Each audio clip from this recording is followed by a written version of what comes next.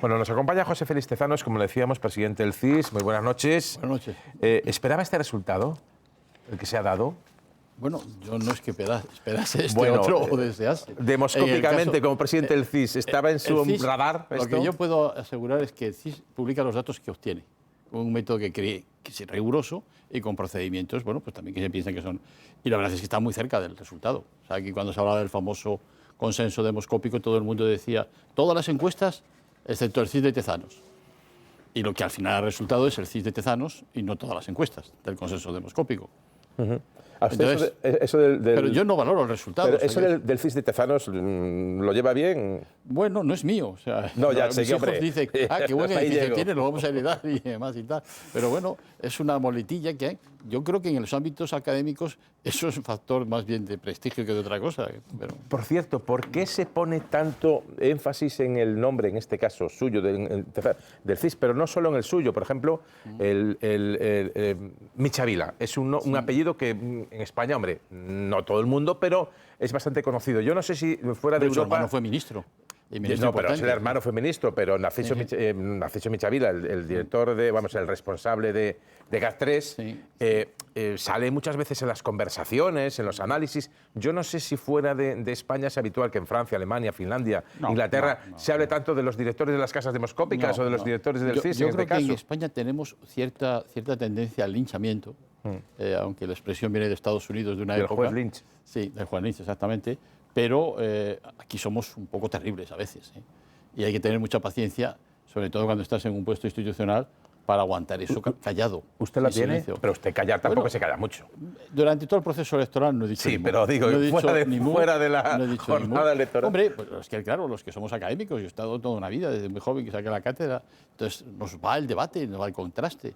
De hecho, ahora acaba de salir el libro de Antonio Alaminos sobre el modelo bifactorial, inercia e incertidumbre, Alaminos Tezanos. A ver, ¿me lo puede pasar? Sí, se lo voy a dejar aquí. Además, solo un segundo. Es de los primeros ejemplares que están disponibles. Con todo el respeto y sin que nadie me ataque, y además con todo el respeto para comprar un libro, un título con modelo bifactorial, inercia e incertidumbre, digamos, a lo mejor no anima mucho. Es una colección, pues yo creo que se va a vender toda la edición. Sí. No, pero vamos, es una broma. Perdón si alguien es una colección de cuadernos metodológicos que edita sobre metodología, que es lo propio del CIS. Este es el número 63.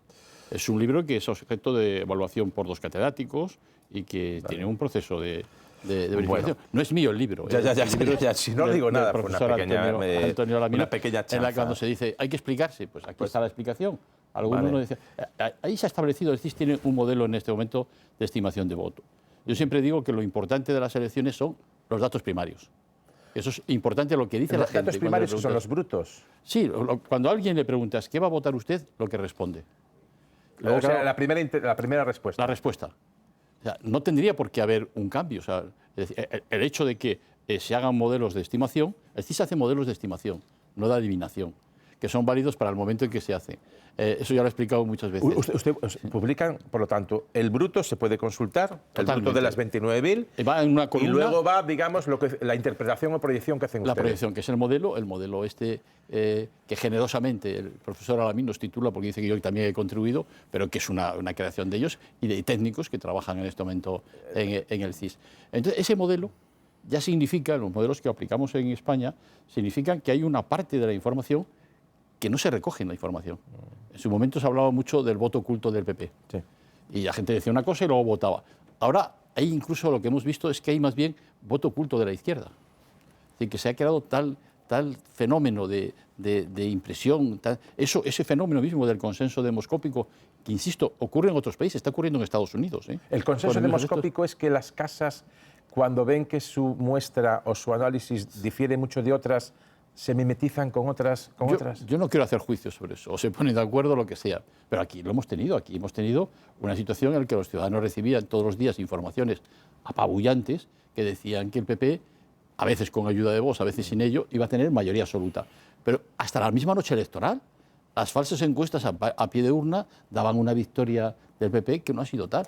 ¿Debemos de cambiar nuestra forma de interpretar los ciudadanos? Yo creo que sería bueno. Los sondeos, las encuestas, diríamos... Sería bueno, en primer lugar, que se publicasen todos los datos. Fíjese que en Alemania existe una legislación que obliga a publicar los datos primarios. Y si alguien quiere hacer un modelo de estimación, no lo puede publicar junto a los datos primarios, sino lo tiene que publicar en la sección de opinión. Es su opinión. Y hay muy reputados especialistas en Alemania, catedráticos de universidades, que se dedican... De hecho, el modelo Newman fue una creación de alemanes y sus aplicaciones posteriores y demás. Entonces, ellos lo tienen separado. Hay que separar lo que es opinión y lo que es, digamos, información. Y el tracking, porque hemos visto en portadas de periódicos y medios todos los días tracking, que entiendo que el tracking es, retiras una parte de lo que has hecho al principio e incorporas otro, pero troncalmente mantiene un número importante de entrevistas. ¿Eso es lo que ha pasado, por ejemplo? No, estaban haciendo algunos 200, 300, el que más quiere. Eso no es una muestra representativa. O sea, el CSIS ha hecho un estudio que se publicará la semana próxima, de varios días, todos los días, digamos, en los que no se podía publicar encuestas, no hubiéramos publicado, con muestras cada día de en torno de 2.700 a 3.400 entrevistas válidas cada día. Y es muy interesante cuando se publique esto, se podrá ver cómo de día a día cambiaban las opiniones, qué efecto tenían los debates el día después. Entonces, ¿eso qué significa? Significa que la opinión pública en este momento es muy volátil, cambia de día a día, cambia de día a día. Y por lo tanto, si la opinión cambia de día a día, algo que es dinámico, es muy difícil que haya encuestas que recojan ese movimiento. Es igual que si tú haces una foto de un río. Si haces una foto de un río, vas a tener una imagen que es estática, pero el río fluye. Y lo que sabemos de todas las sociedades, entre ellas las españolas, es que hay un fluir de la opinión pública. 2 o 3 días antes de las elecciones, la opinión era de un tipo, al día siguiente era de otro, y finalmente el día último eso. ¿Para qué sirven los modelos de estimación? Para intentar interpretar a aquellos que no responden o que no confiesan lo que van a votar, ¿qué podrían votar? Entonces, hombre, a mí me parece sorprendente que todos se pudieran de acuerdo en una estimación que daba mayoría aplastante en el Congreso, pero insisto, hasta la noche electoral, y luego eso no se ha producido. ¿Usted respiró aliviado con digamos, al ver los resultados esta vez no han diferido de los que yo pronosticaba? Digo, porque como está tanto en el foco... Sí, pero no es la primera vez, y estuve aquí también explicando. Sí. En Cataluña acertó... En 2019. Sí, en Cataluña acertó, en las dos elecciones ahora en esta sí, en otras no acertó. En las europeas acertamos. En otras no. El cálculo nuestro, y lo vamos a publicar, y de hecho está publicado, hemos acertado con la dirección, porque insisto, el CSIS no pretende suplir la función de las elecciones y decir, el 32% va a votar esto, el otro. Eso sería absurdo, porque no somos... La opinión pública se produce de manera fluida y las encuestas, todas las encuestas que se hacen rigurosamente, son fijas para un momento determinado. Entonces no se sabe, eso va a seguir fluyendo. Por eso yo decía lo del río. Fluye. Y entonces tú coges un momento y para ese momento nosotros damos una estimación. En ningún momento nosotros hemos podido suplir eso. Ahora, lo que sí ha ocurrido en este caso es que las dos estimaciones importantes que hemos hecho, que ha sido con la encuesta preelectoral, con una muestra de 29.000 entrevistas, y la encuesta FLAS de 8.000 y pico, casi 9.000, pues nos daba una tendencia. Que al final se ha visto refrendada. Sí, además, insisto también, que es una tendencia que no nos engañemos, que en intención de voto directo, la encuesta preelectoral daba por delante al PP. Es decir, y que las diferencias eran de 1 o 2 puntos, que es lo que ha sido al final. Porque al final, no perdamos de vista una cosa, que sí, hay un partido que está por delante. Ese partido tiene el 33% de los votos, pero es que el otro partido tiene prácticamente el 32%. Y probablemente después de que se compute el voto exterior va a haber un punto de diferencia entre los dos. Y por lo tanto lo importante es en grandes magnitudes, ver quiénes se sitúan en lo que se ha llamado a veces la coalición, digamos, del gobierno y quienes están en la otra posición. Y los datos, a mí sí me gustaría recalcarlo, los datos, digamos que la derecha en España, pues está en torno a 11.100.000 y pico, sumado a los dos partidos que hoy por hoy se ubican en eso. Y la izquierda está en 12.200.000. Es decir, que hay un 48% en la izquierda de la opinión pública que ha votado, un 46%, que no es poco, en la derecha, y en torno a un 3% en el centro. Esos partidos, muchos de ellos nacionalistas, que no son ubicables. Otro debate. Sí. Las encuestas solo se están dedicando, o los sondeos, a dar una foto aproximada de la realidad sociológica y política del país, o tratan de influir. Y si tratan de influir, ¿lo hacen solo las privadas o lo hace también el CSIS? El CSIS no tiene ningún argumento, no hay ninguna evidencia de que intente influir, porque el CSIS publica los datos tal como son, tal como resultan, y explica todos los procedimientos. Ahora, otros sí da la impresión que intentan influir. Pero insisto, esto es un fenómeno, o sea, la guerra de encuestas Y la instrumentalización de las encuestas es un fenómeno que se está dando en Estados Unidos, se está dando en Francia, se dio en Italia, se dio en todos los sitios. Se piensa que influye eso, posiblemente. Hay determinados sectores de la opinión que les desmoviliza de para qué votar si no va a ganar, si lo dan ya por hecho. Hay un dato que adelanto aquí, de la encuesta metodológica que ha hecho el CIS, en total son 27.000 entrevistas los últimos días, ¿no? Muy rigurosas cada día con muestras. Ha habido permanentemente la percepción de que el próximo presidente de España era el señor Feijóo. Y sin embargo a los mismos les preguntaba, ¿y usted quién le gustaría que fuera? Y salía el señor Sánchez. Entonces, claro, la percepción de la realidad crea realidad, o sea, induce realidades. Es la historia de la profecía que se cumple a sí mismo.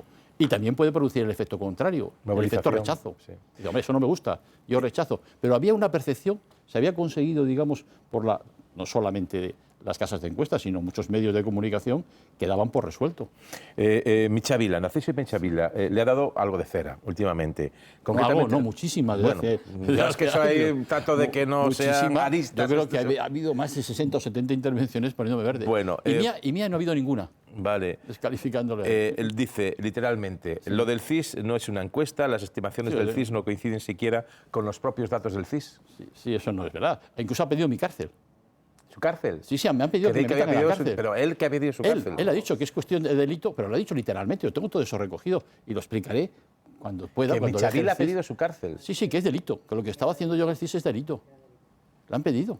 Y el propio Feijóo lo han pedido varios. Bueno, sería un poco insólito. Eso casi es la Inquisición medieval. Si alguien se equivoca en el supuesto de que yo me hubiera equivocado, que es factible. Es decir, porque esto no es un dogma de fe, porque yo tenía que ir a la cárcel. Es una cosa verdaderamente insólita. Hay mucha exageración en España. Hay mucha tendencia a la exageración. Había que tranquilizarse un poco. Sí. A ver si después de las elecciones nos tranquilizamos. Ojalá. Sí.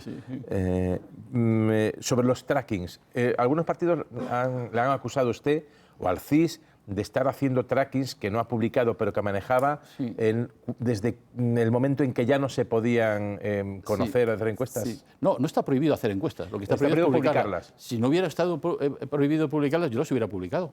Están en estado de acción. Y fíjese qué curioso. O sea, el primer partido que nos pidió esos datos de esa encuesta fue el PSOE. Bueno, pero mejor dicho, fue Soria ya. El segundo el PSOE y luego el PP. Y a todos se les ha dado la misma respuesta. Que no es un tracking realmente lo que estaba haciendo el CIS, sino es una encuesta metodológica y yo creo que es interesante para que tengamos información sobre cómo se conforman las decisiones y cómo se toman las decisiones. O sea, los partidos le pedían información que no se puede hacer pública. No se puede hacer pública. Pero sí, ustedes sí se la pueden facilitar a los partidos.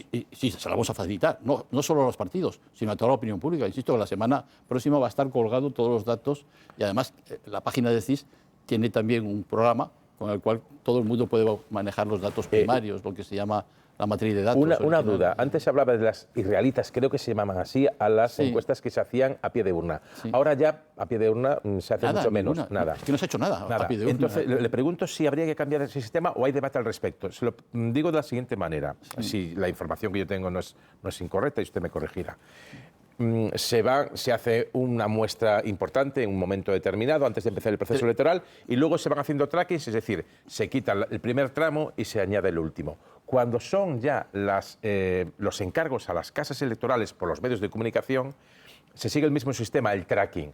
El hecho de que según, y ahora usted nos lo puede decir o no, o adelantar, se puede haber movido voto en la última semana, ha influido para que sean tan erróneos muchas de las encuestas que nos dieron el domingo a las 8 de la tarde? Por ejemplo, el 30% de la opinión pública, nosotros hacemos también las postelectorales.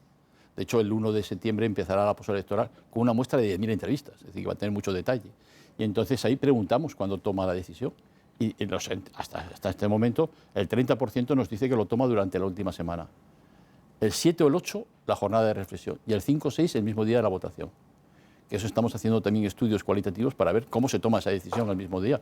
Eso, desde el punto de vista politológico y científico, tiene un enorme interés. Porque estamos ante un pensamiento frágil, volátil. Y bueno, en las elecciones municipales y autonómicas había nada menos que un 5% que nos decía que durante la campaña había cambiado varias veces de opinión. Entonces, intentar captar algo tan volátil, tan dinámico, es muy difícil. Entonces, por eso el CIS lo único que aspira es a marcar las tendencias, por dónde van las tendencias. Y es muy interesante lo de las encuestas a pie de urna.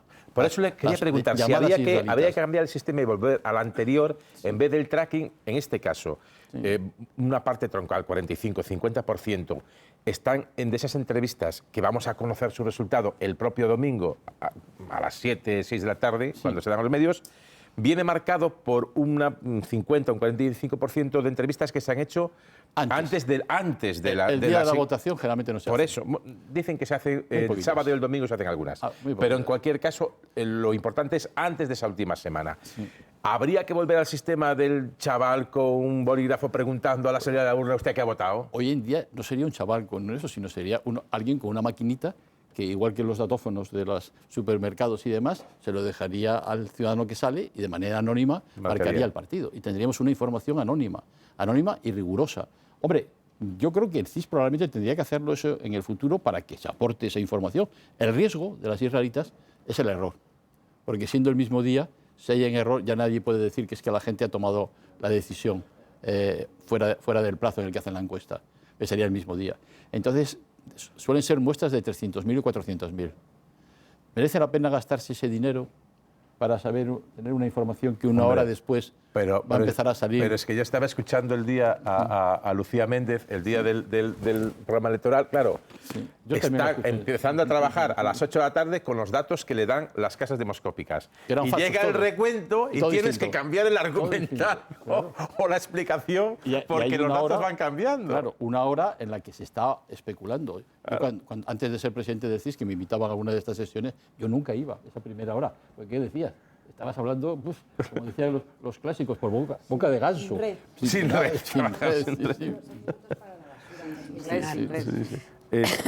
Entonces, el hecho de que se haya movido tanto el voto en la última semana es algo que puede quedar o fue una cuestión específica de esta campaña y debe hacer revisar el modelo en el que se afronta la campaña electoral. Por ejemplo, Núñez Feijóo no compareciendo al debate de esta casa en la última semana. Ese tipo de circunstancias o el tipo de campaña que se hace. Eso probablemente es motivo de error, pero insisto que cuando nosotros publiquemos esos datos se verá que hay cambios día a día, pero a veces de las situaciones más inesperadas. No se sabe por qué. O sea, por ejemplo, al día siguiente de no asistir, no bajó. Había una situación de estabilidad. O sea, las razones son distintas. Y además, muchos de esos cambios se compensan y al final se llega al mismo resultado, o sea, el río llega al mismo destino que se podía prever inicialmente. Y llega a un equilibrio que refleja la situación de la sociedad española en este momento, con un nivel de participación que ha sido alto, pero no altísimo. Vale. No altísimo. El 71% no es de las cuotas más altas de participación. Y la sociedad española, pues está eso. La sociedad española, hay una mayoría de centro-izquierda en la autoubicación de los espacios, hay una mayoría de centro, y luego, bueno, pues hay una extrema derecha que ha ido aumentando, que es el voto de Vox y algunas otras formaciones pequeñas. Entonces, esa realidad compleja se traduce en las urnas y se traduce, según la abstención, de una manera que da más peso a una opción o menos peso a esa opción. Se lo voy a preguntar directamente. Sí. ¿Usted puede no contestar o...? Procuraré contestar. Vale. Arriesgado lo mío, ¿eh? No tiene nada que ver con su función, pero es que se lo voy a preguntar, ya que usted lleva tanto tiempo en política y analizando cuestiones, debe tener algún olfato. ¿Qué cree que va a pasar? ¿Va a haber repetición de elecciones o va a conseguir Sánchez la investidura? Yo creo que la repetición, incluso había que quitarla del lenguaje común en estos momentos, sería un desastre. Sería un desastre que además las repeticiones siempre las pagan, el ciudadano tiene una inteligencia para esto muy grande, la pagan los partidos que son responsables de ella. En las últimas elecciones hubo dos partidos, que fue Podemos y Ciudadanos. Ciudadanos prácticamente desapareció y Podemos quedó muy mermado, porque se les vio como responsables. El que se ve como responsables de eso, la paga. Y luego, claro, es una repetición que generalmente no produce resultados muy distintos. No se mueve mucho. No se mueve mucho. ¿El voto cera cree que puede mover los...? Yo creo que algo puede mover. Sobre todo esta vez creo que ha sido importante. Son más de 300.000. ¿En qué sentido? ¿A favor de qué bloque? Es difícil saberlo, porque claro, los grandes núcleos de población han estado en Francia, estuvieron en Suiza, está en Argentina, está en Estados Unidos también. Es decir, hay sectores de población española muy grandes. Generalmente se ha inclinado más hacia la izquierda. Por eso algunos inventaron aquello del voto rogado, que lo hicieron muy complicado. pero es difícil saberlo, porque hay sectores de la población, territorios y demás, que han estado históricamente en la izquierda y que han ido, no solo en España, sino en otros sitios, votando progresivamente, incluso a la extrema derecha. O sea. Dos cuestiones y ya empezamos con las preguntas de los miembros de la mesa de análisis. Empezaríamos por Antonio Papel. ¿Qué le parece que Feijóo, uno de los lemas de campaña, haya sido: si soy presidente de gobierno, la primera decisión va a ser cesar a Tezanos? Bueno, si yo fuera narcisista, imagínese cómo me hubiera puesto. Pero claro, si entiendes que eso es tan importante, porque las encuestas son una información muy modesta.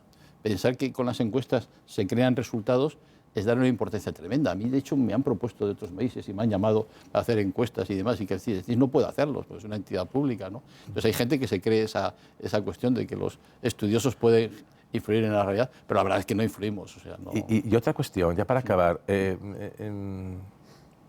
Se dice usted que tiene no una facilidad, sino casi gusto por pisar charcos.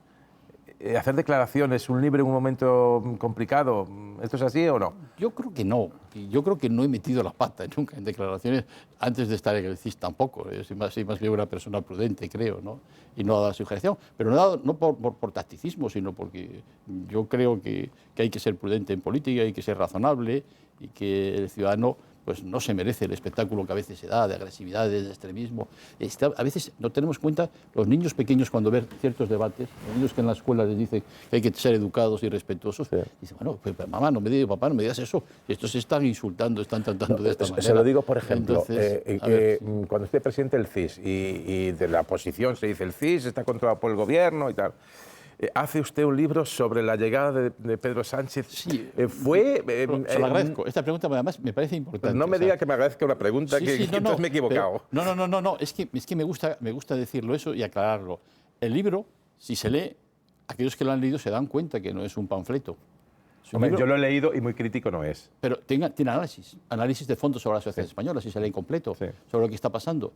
Y sobre todo, a mí me parecía como analista político importante explicar un proceso bien interesante que tuvo lugar en España, en el que una persona, en contra del aparato de su partido, de todos los poderes, las cosas que se dijeron en los periódicos, los editoriales que publicó El País y demás, y todo esto fue creando un movimiento que yo viví y tuve la fortuna. Pero le digo, cuando tú lo vives, ¿no sería mejor publicarlo después de ser presidente del CIS o durante el mandato del presidente del CIS, cuando tanto le están criticando por ser muy próximo al gobierno? Igual que el libro que tengo yo del CIS de Tezanos, que lo voy retrasando.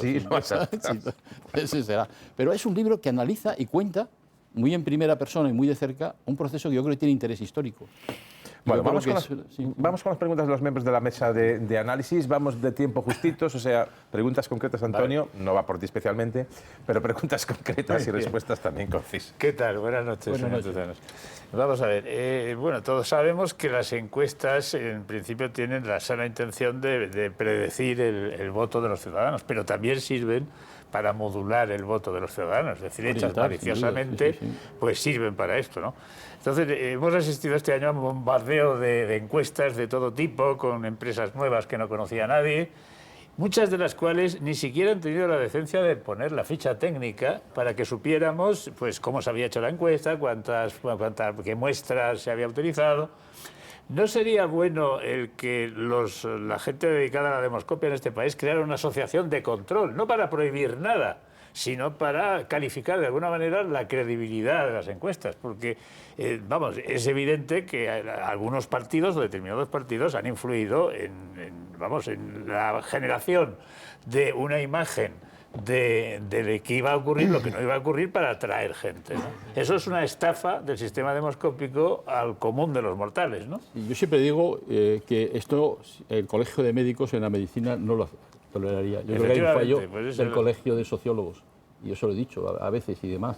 Entonces el colegio, bueno, es que en este momento tenemos casas que son casas fantasmas, que tú ves su ficha de la Seguridad Social y hay un único empleado, que es el dueño de ellos, de la Seguridad Social.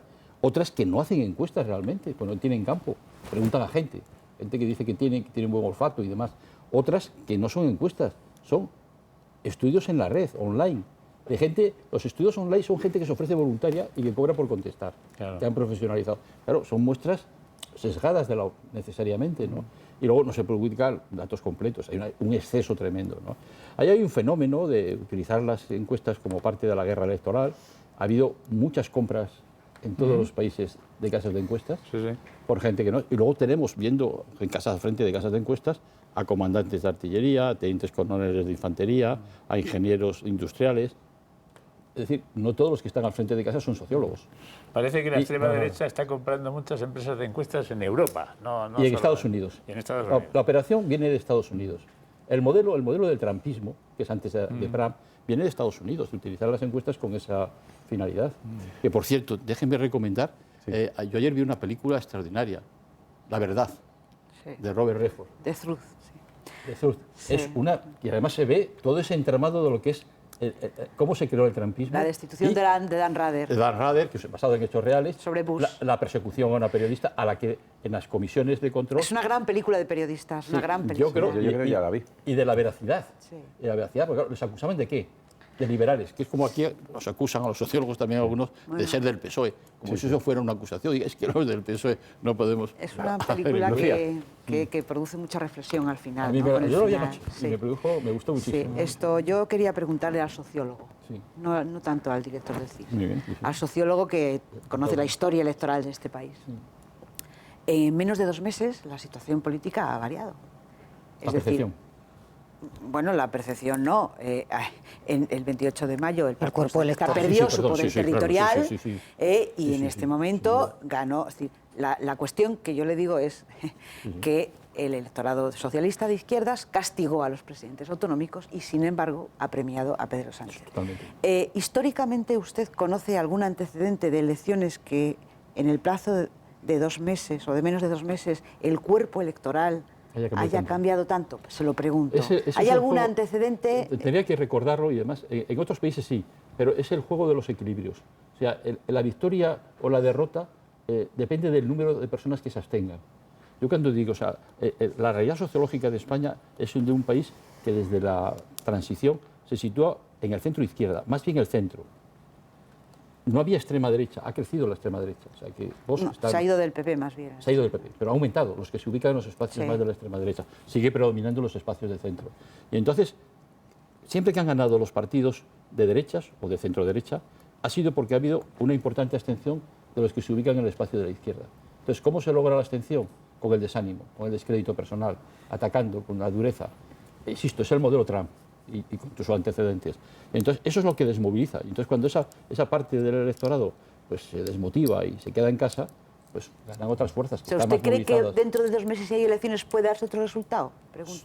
Dependiendo de las coyunturas, puede haber un resultado parcialmente distinto. Vale. Parcialmente distinto. Si hay variables nuevas. Aquí había una variable, lo he dicho, o sea, los candidatos eran distintos. Cuando decían el PSOE, el candidato no era Pedro Sánchez. Y había magníficos presidentes de comunidades autónomas. Aquí sí, la referencia Pedro Sánchez sí, Pedro Sánchez no, ha sido una motivación muy importante. Esther. Y siguiendo este mismo hilo, ¿no cree que en el 28 de mayo los electores votaron contra Sánchez y contra Bildu y en estas elecciones han votado contra Vox? Quiero decir, usted antes hablaba del voto oculto de la izquierda en estas elecciones, que es lo mismo que lo que algunos colegas suyos llaman la espiral del silencio, ¿no? Que es aquella teoría por la cual los electores no confiesan ante los encuestadores su opción electoral o por vergüenza o por miedo o por temor o porque están mal vistos socialmente. Pero hay quien sostiene que realmente no había tanto voto oculto, sino que en las últimas semanas, entre el 28 de mayo y el 23 de julio, los españoles percibieron que Vox ya no era una amenaza, sino una realidad preocupante, puesto que desplegó toda su crudeza con algunas decisiones en las comunidades autónomas y en los ayuntamientos donde ya está gobernando. Lo que pasa es que esos datos hay que analizarles bien. Vox tuvo un 7% y en las últimas generales había tenido el 15%. Por cierto, el 7% que fue exactamente lo que pronosticaban las encuestas del CIS en ese caso. ¿Y qué ocurrió en ese caso? Que lo que faltó fue el voto a la izquierda del PSOE, Podemos, que desapareció prácticamente de escena. Pero si hubiera habido voto de Podemos, hubiera podido dar bastantes pactos en bastantes ayuntamientos, pero hay una especie de bomba de absorción que de pronto se hundió y no tuvo prácticamente representación. El PSOE se mantuvo en torno al 28%, 28-29%. ¿no? En este libro se analiza comunidad autónoma, los pronósticos electorales y lo que pasó, digamos, en la... Última pregunta, Javier. Buenas noches, señor Quezano. Yo quería preguntarle si se atreve usted a hacer un análisis de qué efecto ha tenido en el voto de la izquierda, especialmente en el voto del PSOE, la campaña de demonización de Sánchez. Esa campaña tan dura que se ha vivido en los últimos meses, de derogación del sanchismo, el perro Sánchez, toda esta crudeza, ¿ha movilizado al electorado de izquierdas y especialmente del PSOE o ha sido más, como apuntaba Esther, el miedo a Vox? Sí, bueno, ha sido la campaña contra Pedro Sánchez, igual que con la de CIS, desde el primer momento del gobierno. Desde el primer momento, o sea, se había demonizado, no era el debate normal de la vida política que hubiera enriquecido. Yo, por ejemplo, siempre digo, sobre todo en este momento, de la perspectiva actual, en el mundo y en España y en Europa hay problemas enormes en este momento. El problema del cambio climático a mí me asusta, cada vez me asusta, y estamos viendo que es una realidad tremenda. Tenemos el problema de la guerra de Ucrania, que es un problema de seguridad en las fronteras europeas extraordinario. El bombardeo de los silos, que va a influir en el hambre de África. Es decir, y luego el problema del empleo. La inmigración. Tenemos un sistema económico en el que se crea riqueza, pero no va acompañada de tanto empleo como en la sociedad clásica. Tenemos una novedad. Eso exige grandes consensos, que se tienen que alimentar en Europa. Y sería bueno que en esos consensos, que no son de España, que son de Europa y como parte del mundo, de esa negociación global, tenemos que ir a algo parecido a lo que fue, yo creo, al consenso keynesiano, que es mentira que fuera un consenso de izquierdas. Keynes era un hombre muy conservador. Fue un consenso inteligente para una etapa difícil, después de la experiencia de la Gran Depresión y la Guerra Mundial. En este momento se requiere algo en el mundo. Y por lo tanto, lo que hay que esperar es que en el mundo se generen fuerzas que dejen de lado esos insultos, esas descalificaciones, y vayamos a lo práctico. Si no reaccionamos ante el cambio climático, yo a veces lo que pienso es que si un ser externo de otro planeta estuviera viéndonos en este momento, diría, estos son tontos de capirote. Pero con los problemas que tiene, se dedican a insultarse, a decir lo de perro Sánchez, ¿eso a cuento de qué viene? Y demás. O sea, lo importante, recuperar lo importante, sí que tendríamos la oportunidad en España, a partir del semestre europeo que se va a mantener y demás y tal, de impulsar esas políticas reales en colaboración con Oriente, con Estados Unidos, con el mundo occidental. Tenemos que buscar respuestas a esos grandes retos. Bueno, pues aquí lo dejamos. José Félix Tezano, muchísimas gracias por estar aquí en la televisión pública. Feliz verano y estaremos impacientes a ese resultado que me dice que unos días vamos a conocer, de las tripas de cómo evolucionaron los votos. Toda la información que se va a poder ordenar. Luego, a principios de septiembre daremos más información y más análisis, porque claro, es que nosotros nos vamos también, tenemos derecho a unas vacaciones. Ya le digo yo que después de septiembre martes, volvemos a hablar de esto. Muchísimas gracias y muy buenas noches. Buenas noches. Bueno, pues hasta aquí el tiempo para la entrevista. Hoy, como han visto, con el presidente del CIS, José Félix Tezanos. Enseguida pasamos a comenzar y comentar con nuestros analistas la actualidad del día, marcada por la resaca postelectoral y por la incertidumbre de lo que finalmente puede pasar.